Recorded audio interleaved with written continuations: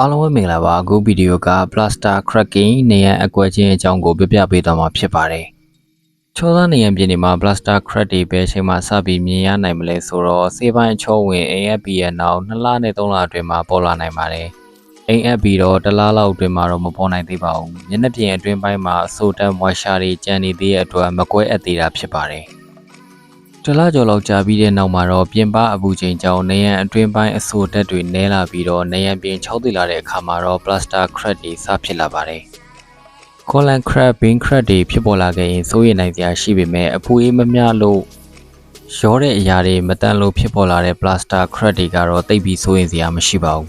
။ Structure Design Fail လို့ဖြစ်ပေါ်လာတဲ့ Crack မျိုးဆိုရင်တော့စိုးရိမ်ရပါမယ်။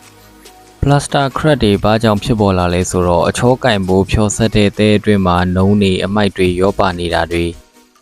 အချောကင်မဲ့အုပ်ရိုးတွေကိုတန်ရှင်းမလုံးမိတာတွေခြောက်သွင်းနေတဲ့အုပ်ရိုးတွေကိုရေမပေးဘဲနဲ့အချောကင်မိတာတွေ Plaster အတွင်းမှာရေမစစ်သေးတဲ့အချိန်ပျော့တွဲနေစဉ်အချိန်မှာပဲလက်ပွတ်စာအချောကင်မိခြင်းတွေ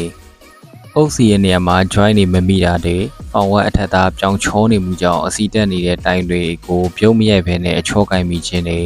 ဘီလက်မြေအတွင်း chemical ပါဝင်မှုများပြားနေခြင်း 5:2:5 class ကိုအချောကင်တဲ့နေရာမှာမသုံးသင့်ပါဘူး 4:2:5 class လောက်ကိုသာအသုံးပြုသင့်ပါတယ်အချောကင်မိသားနေရန်ပြင်ကိုရေမလောင်းမိခြင်း current setting မလုံးမိခြင်း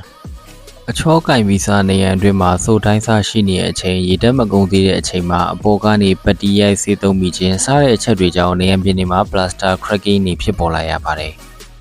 Plaster Cracking အကွဲကြောင်းသေးသေးလေးတစ်ခုလောက်တွေ့ရုံနဲ့အင်ရှင်တွေအနေနဲ့စိုးရိမ်စိတ်မဝင်ကြဖို့လည်းသတိပေးချင်ပါတယ်။ Client အားလုံးဆောက်လုပ်ရေးအကျန်းတဲ့ချောတဲ့လုပ်ငန်းတွေကိုအနှံ့ချင်တဲ့ဆိုရင်တော့ Genius Empire Engineering and Construction ဖုန်းနံပါတ်099693132199ကိုဆက်သွယ်စုံစမ်းမေးမြန်းနိုင်ပါတယ်။